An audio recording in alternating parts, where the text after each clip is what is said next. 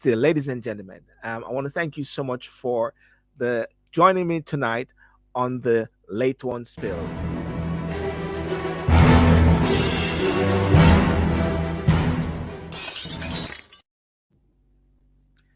Okay, well, ladies and gentlemen, welcome.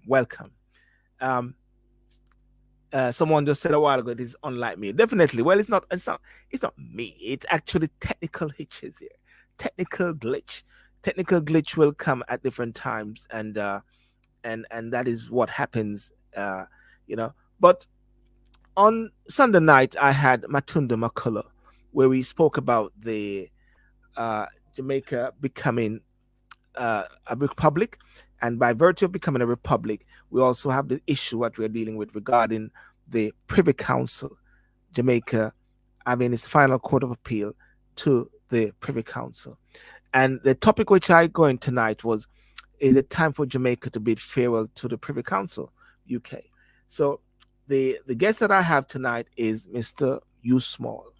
And I'm hoping that, who knows, maybe by the stroke of luck, he may actually get to come in via the video. But if not, we still can work it out, and we're gonna get him on definitely by the phone.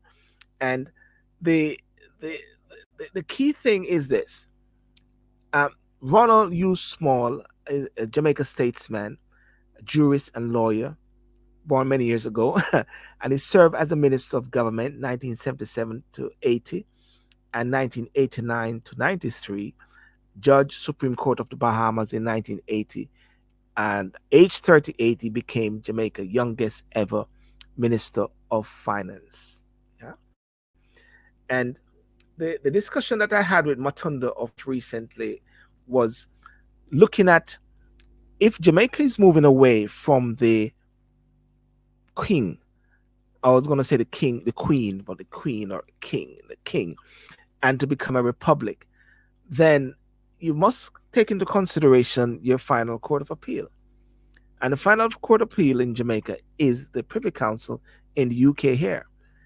And but what is happening also, you got the Privy Council, which is in the Caribbean, which is another final court of appeal as well. Um, Let me see something. Ah, hey, good afternoon. Let me see. Mr. Small? Yeah, Hi, good afternoon. How are you? Can you hear me? yes. Okay, I can hear you clearly. And what I'm going to ask, if persons can hear you. Well, listen, we we what should I say? We will make do with what we have here tonight, sir. Okay? Yeah. And sorry about that. We should have actually, that it didn't work with the video, but I have your picture up, sir, so people can see your lovely face. Yeah. Okay. You know, um, My case, but um, uh, Sir Small, many years ago, yeah, you were a minister of finance, as I mentioned before, and I'm going to go straight to the juggler here because of the time span that we have here. Myself and Matunda McCullough were in discussion about the Privy Council. yeah, Just I listened to it. I heard it. you heard it, fantastic, yeah. And we want to follow it up now with the next phase of discussion, moving away not from about what the Privy Council is. We know what it is, But I want to ask this question: do you think that the framers of the Constitution wanted to have appeals to the Privy Council as a permanent feature of the Constitution, or No, they permanent? did not. They did not. They did not. Let me just give it a historical background. Yes. First of all, the Privy Council is not deeply entrenched in the Jamaican Constitution. Yes. That means you do not have to have a referendum in order to end the relationship with the Privy Council and establish our own final court of appeal as the Caribbean Court of Justice. In addition to that, remember that at the time when the Jamaican Constitution was being written, we were part of the Federation. We were coming out, but we were part of the Federation. And one of the best institutions in the Federation was the Federal Court of Appeal. Yes. It had excellent judges. There were Jamaican judges on it. And we everybody was very satisfied with its performance.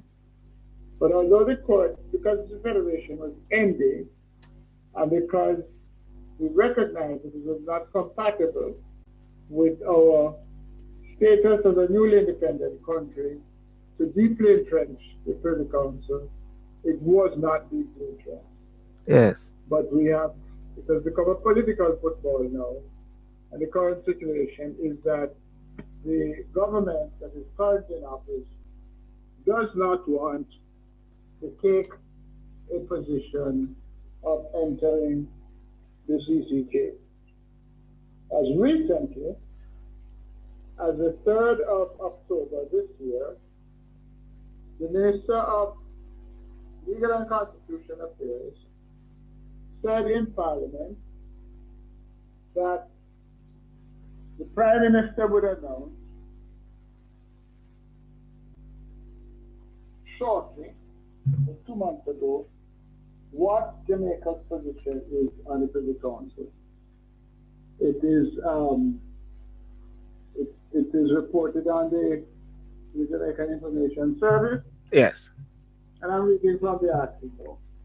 TM to state position on Jamaica adopting the CCJ as its final appellate court. Mm.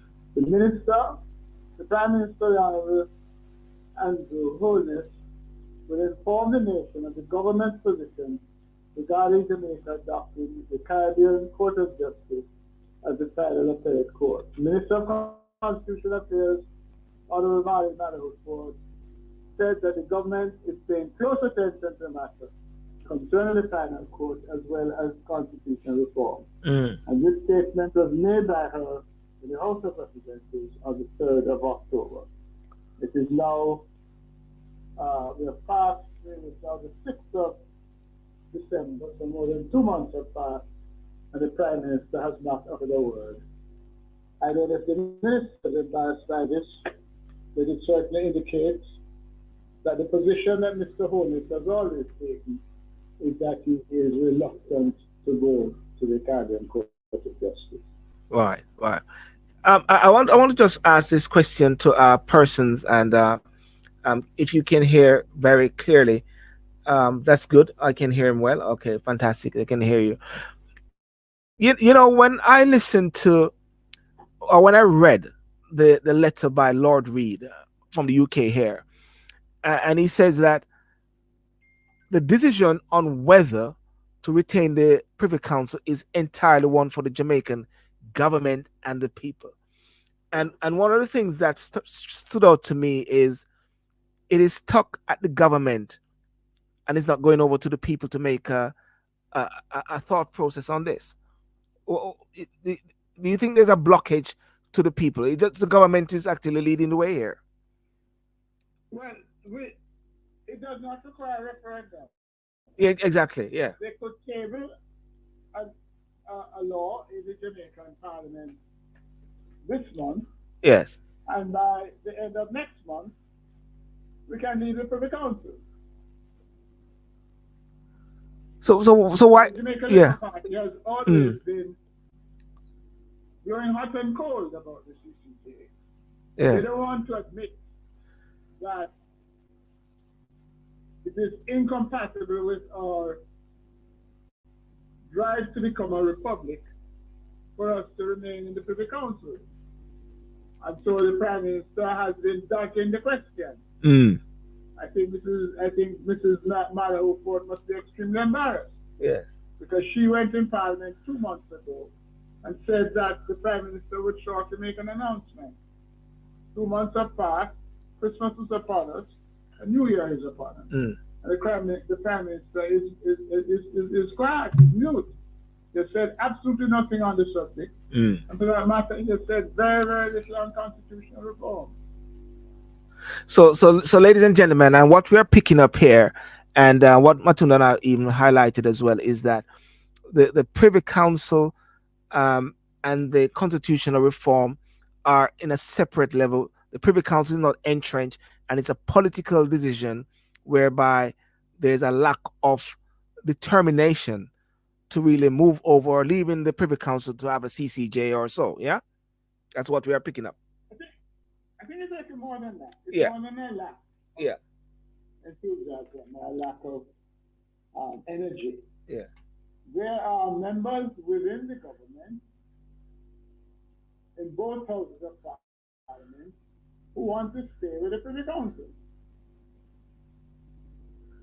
So I don't want to stay with the Privy Council. They want to keep with the You need relics to get of. them on. You need to get them on your show for them to explain that. I want to keep with the relics of the past, relics of the history, relics of the colonial masters. Is it that we, you know, there's a point which I flagged up, and this is a layman. A layman brought up this question, Sir Small, and the question the layman brought up is this: we are leaving the Privy Council. Well, we want to leave the Privy Council. Well, the people want to leave the Privy Council because it is a regional court to a certain extent in the UK from the era of the colonial era. And then we're going on to the Caribbean Court of Justice. So, what is wrong with Jamaica having its own final court of appeal? In, Right. There's nothing wrong with it, but let us look at the fact. yes. The Caribbean Court of Justice was established under a treaty agreement to which Jamaica is a party. Mm. Financing of the Caribbean Court of Justice that took place early in the 21st century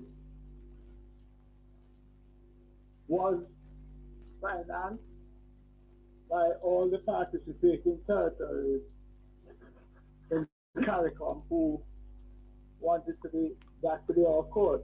Yes. Jamaica made the largest contribution to the $100 million. Jamaica's contribution was 27 million US dollars. Yeah. We borrowed that money. I think we've paid it back already. It was placed in a trust fund. There are Jamaicans who sit on that trust fund. There are Jamaicans who sit on the all of the various administrative bodies of the Caribbean Court of Justice. Yes. So we already have made a significant contribution to establishing the Caribbean Court of Justice. We use it for trade disputes, Yes. but we are now backing away, or the government is backing away, the Jamaican Labour Party government is backing away from accepting it as a final court for Jamaica. Yeah. There's some talk about establishing our own final court outside of the Caribbean Court of Justice. Mm. But that makes no sense for many reasons. First of all, the taxpayers of this country have already paid a lot of money to establish the Caribbean Court of Justice. Yes. Yeah. And it is probably going to need a replenishment of the funds shortly. And based upon our treaty obligations, we are going to have to make that contribution.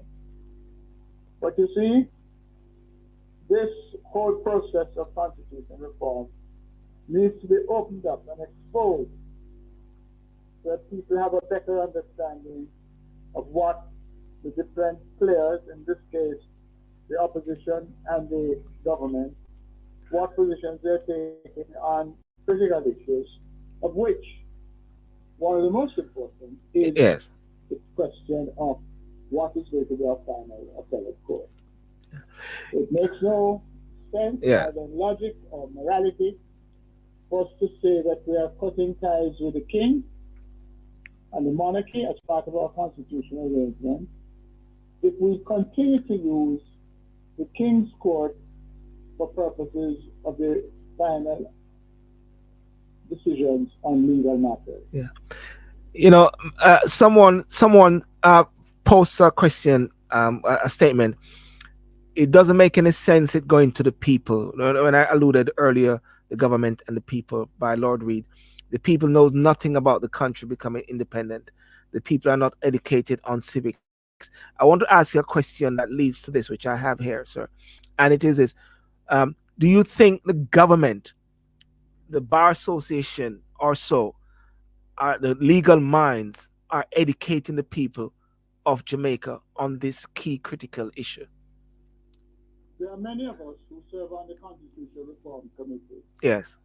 who have been complaining that the public is not being educated on the provisions in the existing Constitution so as to have a better idea of why we need to make changes in the existing Constitution. Yes. The government's position is that when they have tabled the legislation, they will be rolling out an, a public education program on Yeah. the changes that are proposed. But it is not um, a good approach because there's a vast amount of ignorance Mm. as to what there is there now. It is not the responsibility of the Bar Association or any other organization, although we do hold public discussions, particularly on the radio and the television.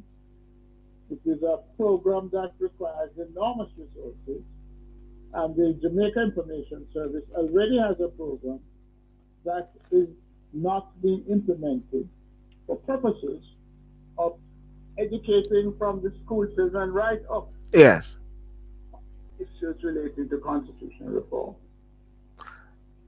So, so what we're seeing here is that the constitutional uh, reform committee, review committee, and I'll say which you're a part of as well.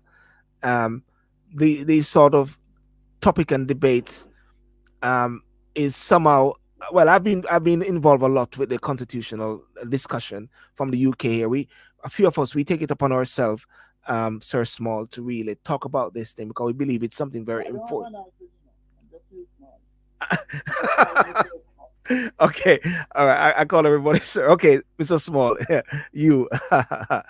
Yeah, but why is the constitutional review committee is so lax on this whole thing? But okay, it's an advisory committee set up Mm. by the Prime Minister. It is not a commission that reports to Parliament. Its work is being directed by the Minister, who is a member of the Cabinet, and the Permanent Secretary in the Prime Minister's office, who is the co-chairman, um, Mr. Rocky Mead. He has a high military rank, and I think he's also ambassador. A co-chair as well, isn't And it? Mm. ambassador extraordinary and plenipotentiary, some high flown title like that. Yes. Um, the majority of members on the committee are people who owe loyalty to the government. The committee does not have a budget of its own. Mm. The committee cannot go out and do things just in advising. The Constitution envisages Yes. that major amendments should have bipartisan support. I am not a member of either of the two political parties, Mm. but I was appointed on the recommendation of the leader of the opposition. Um, it is important for us to understand that the committee does not have its own resources. We continue to serve. We had a meeting up to today. I left the meeting early in order to be able to participate in this discussion. Yes, sir. We serve as a matter of public duty. The leverage is in the hands of the government, and particularly the cabinet and the cabinet minister with portfolio responsibility, who is the Honorable Marlene Madahoo. What then is the? I don't know if you can, but I put this out. What then should the people do? I mean, like in the UK, for argument's sake, we talk about Black History Month, and they want it in the curriculum, but many are saying that parents need to teach their children about Black history. I'm just using that, juxtaposing this. in a matter of this level of nature, such a high level, deal with justice, the Privy Council, Caribbean Court of Justice, then shouldn't organizations take it upon themselves in a way, be- in educating the mass of people on this? And I'm talking also with the constitutional reform, not waiting on the Yeah. government. Well, the Constitutional Reform Committee is an advisory committee, doesn't Yeah, have any financial yes, or personal own. Um, the approach was that we are going to try and reach consensus yes. on the major recommendations we made. Mm, And there has been some progress with that. And basically, I think it is generally agreed we need to remove the British monarchy from our constitution, particularly in relationship to the head of state, which currently now is the king himself, represented by the governor general. mm, We need to remove the British monarchy from our legislature because it is part of the legislative framework in that the governor general, as the king's representative, signs all laws for them to be able to come into effect. mm. The big stumbling block has been what is going to happen about the other arm of government, which is the judiciary, Yeah. the legal system. And as I said before, it appears that there are significant forces within the government who want to stay with the Privy Council.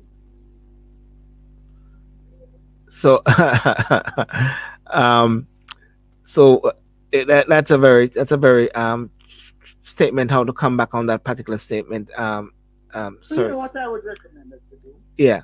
Don't let me speak on behalf It, of what I think is the government solution. mm, Get the minister, get Malo. representatives of the government, So, get representatives who sit on the Constitutional Reform Committee who are part of the governing party organization, yes. which would include the Senate President, the Honorable Tabari Swinson.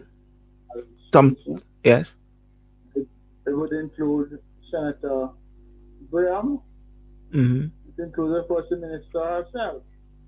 Get them to come on your program and speak to them and ask them the questions that you have been asking me. I don't want to be Mm, the spokesman for them because I might say things that they don't agree with or feel does not mm. accurately summarize their position. Get them to come and get them to speak. You see, after Lord Reed made his article and different persons came out and was speaking about it. You had Gordon, I think Robinson, you had Michael Hilton, Makula Matunda. Different persons were coming out, and especially when Lord Reed said, "We got access to justice here. You got access to justice. You can actually come to the UK. You don't have to even come to the UK. You can go all virtual and so like that." And and in a way, I think some government persons were actually throwing a letter around and say, see there, you still can have access to that level of justice. And the point, what? Yeah, but that's remote access. Ah, And that's remote access. exactly.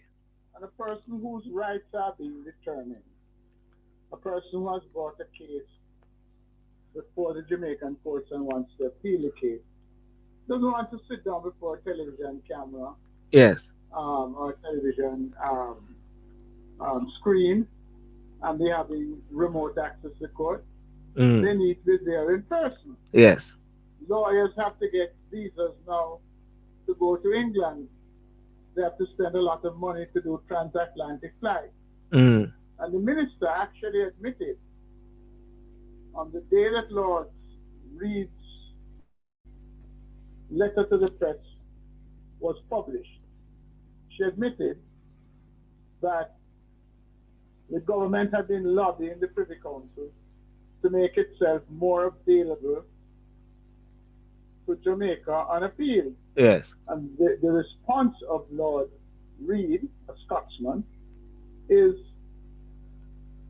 an indication of the outcome of the lobbying that's been done by the Jamaican government. Yes. I think that's quite shocking. Yes. Yes. Yes. Well, definitely. One. I mean, it's good to hear what the people are saying, and definitely hearing what you are saying, Mr. Small, and definitely to go to the government. Morgan Malahu Ford, I spoke to her recently when she was in England as well, and there are different aspects of it. But where do you see this whole reform of the constitution coming to some sort of full fruition? Can we see that? Well, the minister has stated, the Yeah. minister has stated that it is intention to table the amendments to the Constitution during the current parliamentary year, which comes to an end in March of next year. So it Yes. means between now and March. However, we need to bear in mind that it is clear that parish council elections are going to take up a lot of attention. Mm. She has also said that it is the intention that the debate will begin in the new parliamentary year that begins in March, and that it is her intention to try and have it go through all the houses of parliament before the next general election. Yes. That she has stated, and that I do not think she will deny that that is the position of the Mm. government. Mm. But in all of this, Mr. Holness is very quiet. He doesn't speak on these matters. So we are left in a situation in which journalists and people like you really need to have the minister speak to you and answer questions rather than just coming and making a presentation Yes. as to what is the position that they hope to achieve. You need Yeah. to ask them the questions that they're asking me. I cannot speak on behalf of the Yes. government. Yes. Yes. Yes. Now, I hear what. Can I speak on behalf? Yeah. No, I definitely hear what you're saying, sir, and definitely that's the next phase to reach out to different ministers because somehow, even one is in the diaspora, we definitely have an interest back home as to what is happening in Jamaica because a lot of people tend to look to us at times because we may be able to ask some uncomfortable questions without fear of any repercussion. So that's what I've heard. I At don't think it start off with the objective of asking a comfortable question. I think your yeah, objective ought yes, to be to ask questions that will help the people to understand yes. the positions that are being taken Mm. and why those positions are being taken. I would not encourage you to ask questions to make the ministers or the representatives of the government uncomfortable. Yes. Because you start off with that perspective and they think that that is your objective. They shut You're not down. going to pick up the program. Yeah, they will shut down on you if anything. Yeah. Well, I guess you're right. I mean, because I try to speak to different person at different times, and I think it is very important. Someone asked me a question here. A gentleman here called We the Republic of Jamaica said, question from Mr. Small. Having had a copy of We the People proposed Constitution of Republic Jamaica that entrenches the And CCJ. I don't remember seeing that document. I've read a lot, but I don't remember seeing Yeah. Um, Malak, you have to send that to me. So, and do you agree that it WTPPCORJ can deliver good governance from our that. That country? what? Do you agree that WTPPCORJ can deliver good governance for our country as a republic, good governance? I guess that is relating to, I don't know what that acronym is. yeah, yeah. I think that is what the person was actually referring to earlier, which he didn't know. Well, listen, Sir Small, listen. I'm actually thank you so much still for coming on. Even though we have a little hiccup, but technology is technology, and we can go around technology no matter as much as possible. People are able to hear what you're saying, and it's sort of it continues on the frame of the discussion that I'm having regarding the Privy Council, the CCJ, and bits about Jamaica. Um, somebody Yeah, just sorry, sir. go ahead. Yeah, yeah, yeah. The Privy Council, and then of course leading into the ministers and to keep the momentum going, because I must say that there is, depending on how you look at it, unless you're digging deep in to the different discussions going on and the different town hall meetings, you think that there's a silence on the whole constitutional reform thing. It is not there in people's face. And I believe that every time it raises its head again, people are saying, oh, what that? And then, of course, eventually, not you, but the government will have to put this to the people, that for them to vote for to a referendum, in the sense of, do we want to remove the king as the head of state? And many people are saying, well, we no business about that. A crime we are talking about now. Money and food in our Yeah, pocket. those are questions for people who are in office to answer. Yes. I would just ask you to make sure you let me have a copy of this recording Yes, sir. because I suspect I may have to defend myself Yes. against any accusations that they made. I want to be able to say this is what I said, not just what Yeah. others have said. I will So please yeah. I will do this. yeah, I will definitely even send it to you tonight, so you can actually have it Thank you very much. on Nice. YouTube. And before I'm you so sorry, before you go, someone on TikTok, they say the uncomfortable questions should be asked. They are appointed to serve the public. That's just somebody said that on TikTok. a Mm. good lawyer cross examining Yes. and a good journalist will craft their questions in Yes. such a way Yes. that the questions are not uncomfortable. Yes. The person who may not wish to answer them directly may be uncomfortable, but it is Yes. not the question that is uncomfortable. How it is crafted. It's the person who doesn't want to Yeah. give the information that is being sought Mm. who may feel uncomfortable. And I have no reason to believe that the government should be uncomfortable about what it is doing. Yes. Because if it is uncomfortable about speaking to journalists, how is it going to persuade the Yeah. people to come out and vote Yes. Yes. Yes. at the referendum? Thank you Yeah. very much, sir. Thank you. Thank I you. Thank you, Mr. Small. Thank you so much for coming. I much appreciate it, and I'll definitely send you a copy of this immediately. thank you. Bye. Thank you, sir.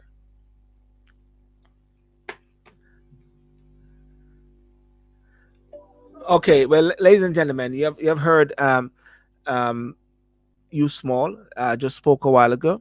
You know, we still can capitalize on technology in different ways. We didn't get the right fit that we wanted, but I was able to connect him to some technology and get it work. What's your take about it? And I'm seeing some different views here. What someone said, ideas of Jamaica. What he said, I always thought it strange that a law lord had time to read the Gleaner's editorial. So much for the independence of the Privy Council. Do you think that the law lord was coached? I mean, if that I can say that. Actually, I sent a message to his office, and I spoke to the office, and I got some emails to try to reach to him to have a one-on-one conversation. Chances are I may come on the program, or I have to meet him one-on-one to see him. But the letter of the day of the Privy Council was saying, he said, let me start by saying that I and the other judges of the Privy Council regard it as an honor to serve the people of Jamaica as your highest court. This is a major responsibility and one that the court takes very seriously. The decision on whether to retain the Privy Council is entirely one for the Jamaican government and the people. See, the Jamaican government and the people. And that's where I got stuck on this particular topic, the government and the people. But what we have heard is that the Privy Council is not entrenched in the Constitution. So it's a political decision that they can do without the people. But then, in order for the people to actually make a decision and have an impact, then it has to be when they actually vote for a government. It actually depends on the manifesto of the JLP, manifesto of the PNP, manifesto of the UIC, manifesto of third parties to say, what is your view when it comes on to the Privy Council? Are you willing to leave it or not? And then that is how I believe the people will take a role in it.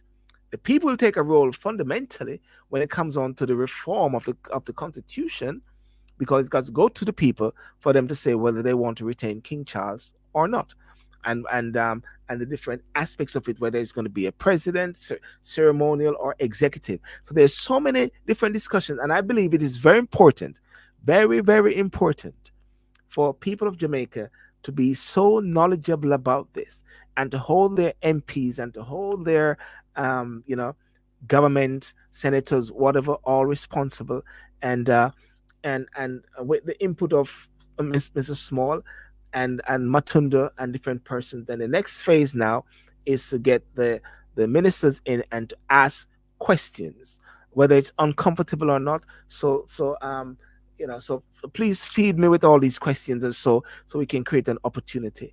And just picking up back on the letter by Lord Reed, he says, your editorial also mentioned the difficulty and expense of having to travel to London for hearings.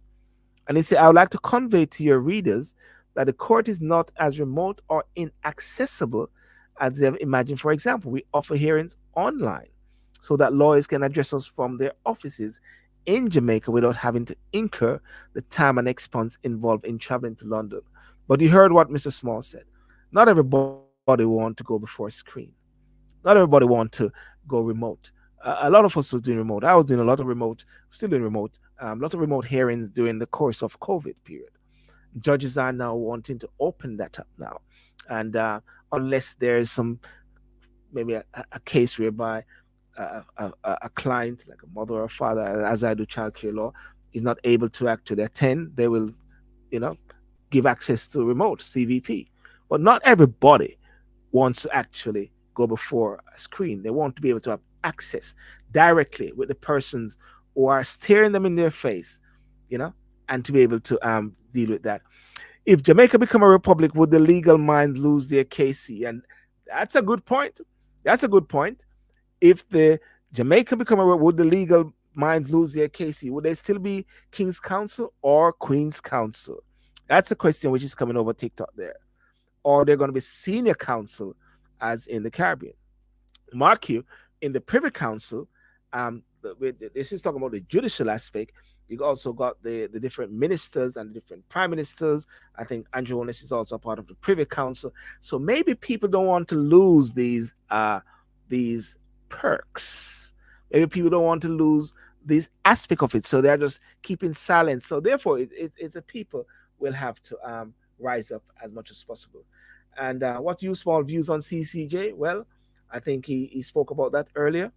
And so, ladies and gentlemen, thank you so much. It's a Tuesday night. Tomorrow night, I'll be back again on In Review. There's so much things happening in the UK. Rwanda. What is wrong with Rwanda? That's a big question. What is wrong with Rwanda? Everybody's hitting out against Rwanda. Is it because they're going to send people back to Rwanda? But there's another aspect of it with Rwanda is, what is it? A lot of people are saying, Rwanda is this, Rwanda is that. Or is it Africa? Is it that we do not have confidence in Africa? Is it that we want to retain the whole remnants and the relics of the colonial past? Ladies and gentlemen, I want to thank you so much for joining on the Late One Spills. My name is Silver and City. Remember to like and subscribe and join again. Peace out. God bless you. Bye-bye.